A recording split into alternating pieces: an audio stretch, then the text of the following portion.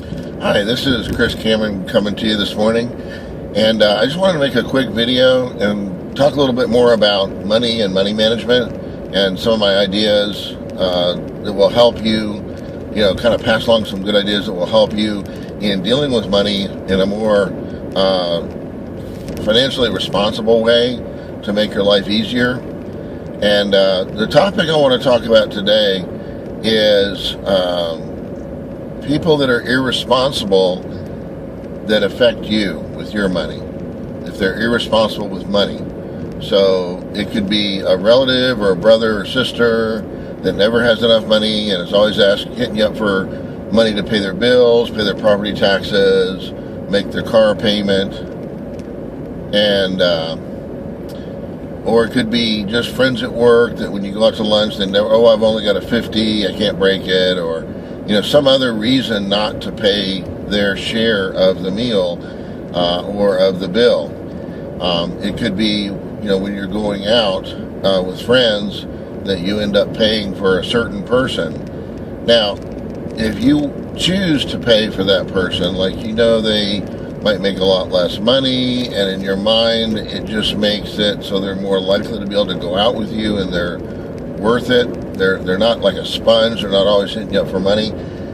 There's nothing wrong with floating somebody else. There's nothing wrong with temporarily helping them out till they get over a rough spot, or somebody doesn't have a place to stay for a week till their new place is ready, letting them live with you and not charging them. I mean, there's nothing wrong with that. I'm talking about a professional sponge or a lifelong sponge, or somebody that relies on basically victimizes you for money with friendship or guilt or some other reason, and never has any intention of paying you back. So if you go with eyes open, that's one thing. But I'm talking about somebody that you don't realize this one more thing, and I don't have this. And so I wanted to talk to you about that. So when you have somebody that is doing that, it's good to kind of nip it in the bud if possible. So the first thing you want to do is, if you notice somebody hitting you up and you're not happy with it, make sure that if it doesn't meet one of the qualifications of temporary help or ordinary human kindness, if it is really sponging, they're really just victimizing you for money, trying to talk you into it, then you want to just politely decline.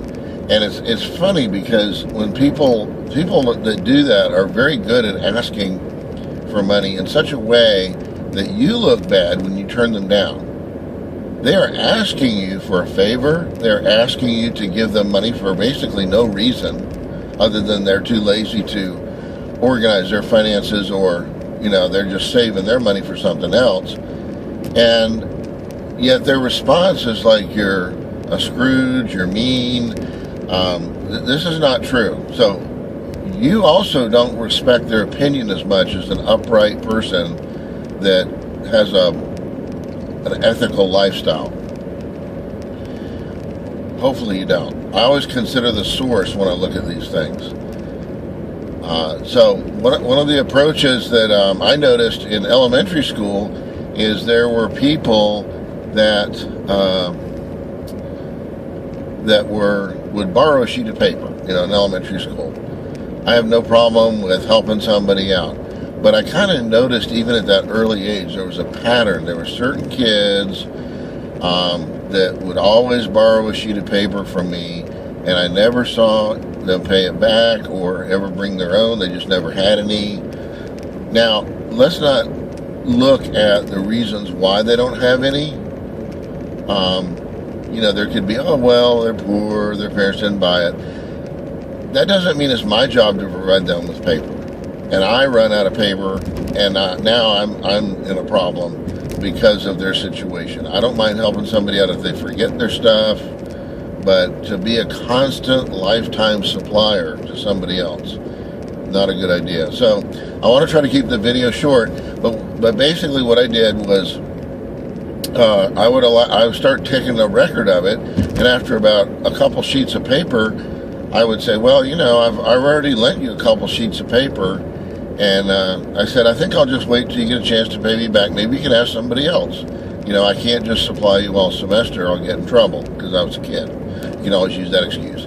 And they never asked me again. They were very polite about it. But when you're an adult and people are asking you for money, they can get pretty, you know, they can make you sound pretty guilty and all this. So just kind of ignore that. But what will happen is over time, they won't call you for money anymore. In fact, they may not only call you for any reason because they only called you for money. Maybe that's the only time you heard from them. So an outrageous example, a friend of mine, his brother-in-law didn't have money for the property taxes at the old homestead. He sent him the money and happened to look online a month or two later, and the property taxes weren't paid. So he called him up, and the guy said, oh, well, my car broke down. You know, and that's a classic reason, hard to track.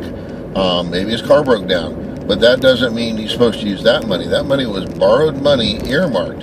So he didn't even earn it, so he had no rights to redirect that money. It was earmarked for that payment, which means if they didn't pay it, they would lose the property. The guy should have rode the bus till he could afford to get his car fixed, or something like that, or a bicycle. So he spent the money, and my friend wouldn't send him anymore. So also be careful who you give money to. Make sure that they're going to use it how you intended it to be spent.